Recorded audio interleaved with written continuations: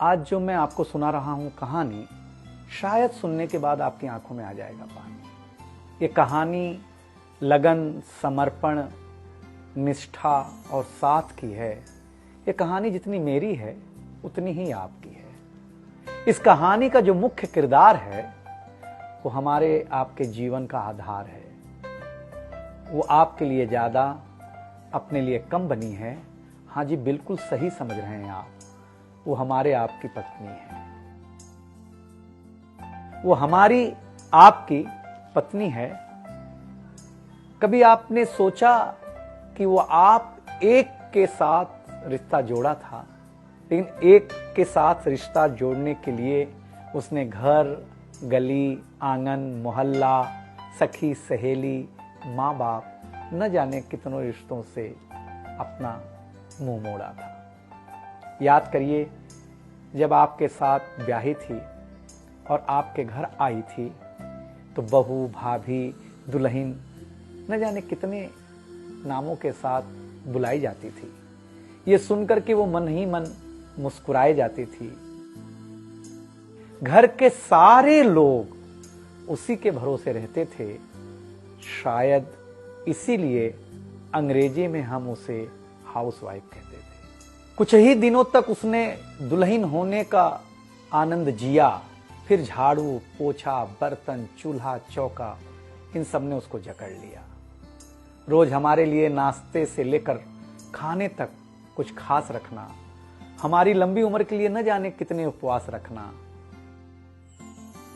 कुछ महीनों बाद किलकारी गूंजी तो सारे ख्वाब सजे। वो मां बनी तो हम भी बाप बने।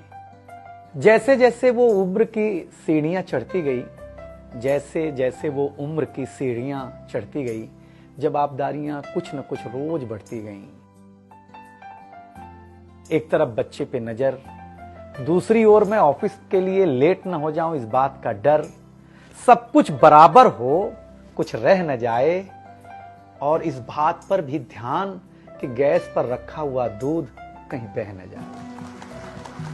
घर वालों की फरमाइशों का चूल्हा जो एक बार चलता, घर वालों की फरमाइशों का चूल्हा जो एक बार जलता, तो कब सुबह, कब शाम, कब रात हो गई उसे पता ही नहीं चलता। इन व्यस्तताओं के बीच समय का चक्र कुछ इतना तेजी से चला, मुन्ना कब मनोज हो गया, मुन्नी कब सुमन, पता ही नहीं चला। अब तक जो था प्यार, अब उसने अपना नाम बदल करके रख लिया था तकरार। बेटी को लेकर के कहना कि कुछ ज्यादा ही मन बढ़ा रखा है, तुम्हारे प्यार ने इसको सर पे चढ़ा रखा है। अब तो वो मुझे भी देने लगी थी ताना, अब तो वो मुझे भी देने लगी थी ताना, ऑफिस में ही रहा करो ना, 2-4 घंटे के लिए घर के आना। शादी के इतने दिनों बाद भी आज भी हमें सुनना पड़ता है कि न जाने कौन सा पाप किया था जो आपके साथ ब्याह किया था। और ये तो रोज की थी कहानी। इतना जोर से कहना कि घर के सारे सदस्य सुन लें कि एक दिन बीमार होती हूं ना, तो एक दिन बीमार होने पर किसी को कोई देता नहीं है 1 गिलास पानी, लेकिन जैसे ही उसे आपके तबीयत खराब होने का होता आभास, आकर के बैठ जाती थी आपके पास।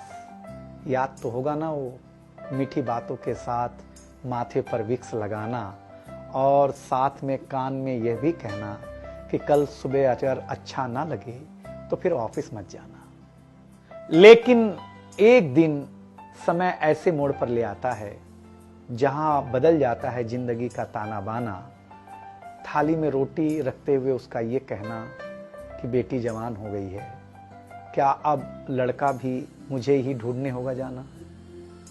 शादी तय हो जाने के बाद 1-1 रुपया जोड़ना, पैसे कम पड़ने पर खुद का कंगन तोड़ना, सब कुछ हो जाएगा मुझे ढाढ़स बढ़ाना, सब कुछ हो जाएगा मुझे ढाढ़स बढ़ाना। विवाह का गीत खुद रोते हुए गाना। याद तो होगा ना आप लोगों को ये गुजरा हुआ जमाना। कुछ समय बाद जब हम जवाबदारियों से मुक्त हो जाते हैं तो कुछ ज्यादा ही धर्मयुक्त हो जाते हैं। उम्र के अंतिम पड़ाव पर हम बीमारियों के बीच जीने लगे हैं। बिना शक्कर की चाय पीने लगे हैं। लेकिन सच ये है कि जब तक हमारी आपकी पत्नी साथ है, चाय मीठी हो न हो, लेकिन जिंदगी में पूरी मिठास है।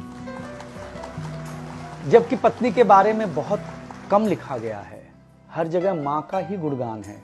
मैं मानता हूं कि मां महान है, लेकिन आपके जीवन में आपकी पत्नी का भी महत्वपूर्ण योगदान है।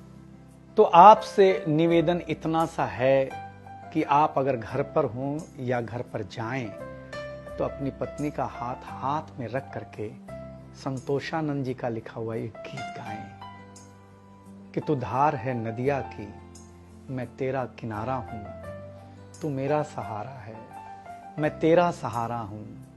आंखों में समंदर है, आशाओं का पानी है, जिंदगी कुछ भी नहीं, तेरी मेरी कहानी।